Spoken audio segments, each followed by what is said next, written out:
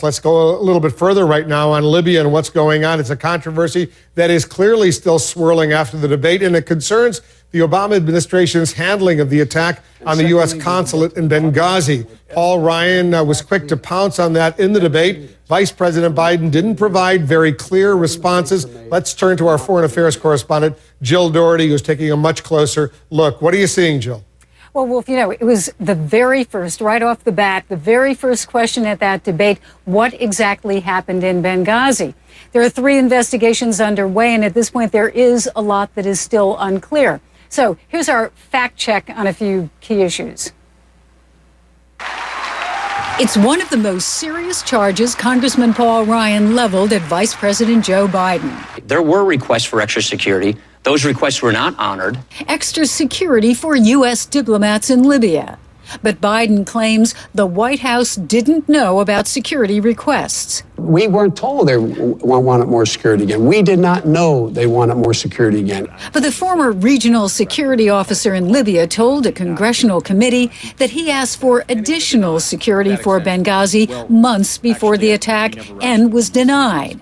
It's not known for now how high up in the administration his requests got. He was speaking directly for himself and for the president. He meant the White House. These are issues appropriately that are handled by security professionals at the State Department, and that's what he was talking about. The president's spokesman is right. Typically, the State Department deals with security for its personnel on its own, so we rate this unclear. The vice president claims the House Republicans cut funding for embassy security.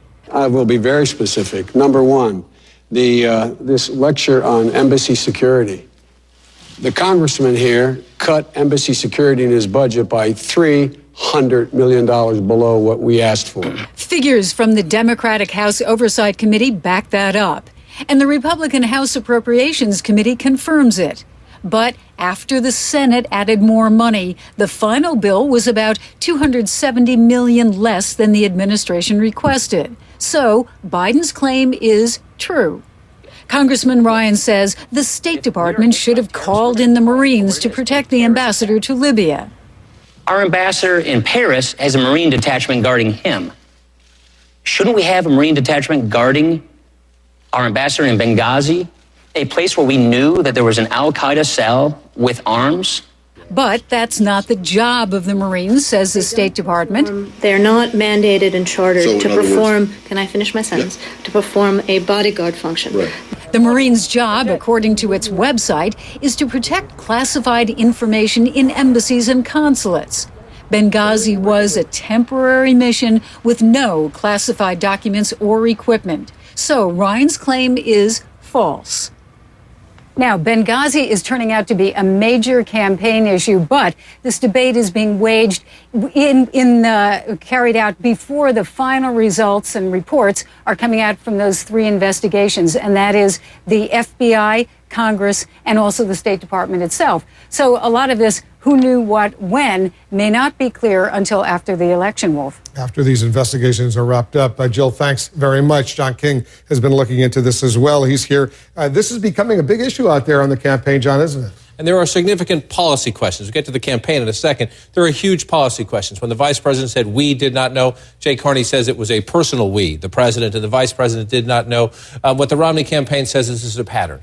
They say whenever there's something damaging in the administration, the White House washes its hands and says somewhere in the bureaucracy, someone else is responsible for that. And they say the president of the United States is in charge of that bureaucracy. He should take responsibility for it. The policy questions are very important. Congress wants answers, Democrats and Republicans, as to why those security requests didn't make their way up the food chain fast enough. Governor Romney thinks, Wolf, this is an opening to question the president's leadership and his management, that he's in charge of the enterprise, therefore he's responsible, and has he led properly? Has he asked the right questions when you have a dicey situation like Libya? We'll see how this plays out in the next presidential, and then the third presidential debate is on security issues. Yeah, on national security and foreign policy. The whole thing is going to be on that. And the key question is, this was the 11th anniversary of 9/11. There had been significant threats in Benghazi against the United States ambassador and other Americans. And on the anniversary of 9/11, something might happen, but they really didn't take steps to beef up security in advance. And that's a key unanswered question right now. They didn't take the right steps. And then after this horrible, tragic event happened, the ambassador and the others being killed,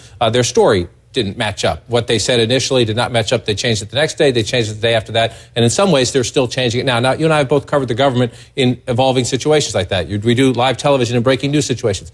Often, almost always, what is first said is not exactly right in the end. But the administration is going to have to piece this together, A, for its own documentation, B, for the congressional investigations, and then we'll see how this plays out in the campaign. Is it your sense, because we watched the debate together, that when Biden said we didn't know, was he unfamiliar with what the State Department officials had testified that week before Congress under oath, or he was simply saying that nobody brought this to our attention as president and vice president? Well, we can't read minds, but the one thing you do know from covering politics for 30 years is that he made an immediate pivot. It was clear he did not want to talk about it. When Martha Raddatz asked that question, he gave a sentence or two answer. We did not know. We're trying to get to the bottom of this. We did not know. And then he criticized Mitt Romney's position on Iraq. The question was about Benghazi and the attacks in Libya, and he immediately pivoted to question Mitt Romney's positions on Iraq, Mitt Romney's foreign policy credentials.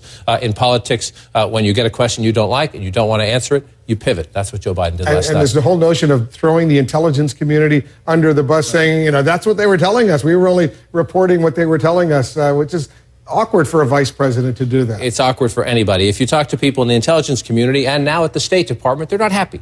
They're not happy. The leaders of the administration, in their view, Jay Carney speaks for the president, so that's the president of the United States, the vice president last night on stage last night, essentially publicly scolding, publicly blaming others for what happened in the administration. Those people don't like that. And Wolf, you've been in Washington a long time. There's a history of this. If you go back during the whole Saddam Hussein, weapons of mass destruction, what happened in the intelligence breakdown, when any official in the government publicly criticizes the intelligence community in a way like that, you tend over the next 2, 3, 4, 5, 6 months to have not so nice stories about you. Very quickly, what's your biggest takeaway from the debate last night? Both bases seem energized. I'm calling around the country today, emailing around the country today.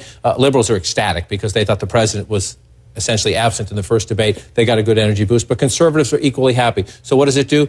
We're getting closer to the election. Part of this is natural anyway, but the performance of both number twos last night added more energy in a highly competitive election.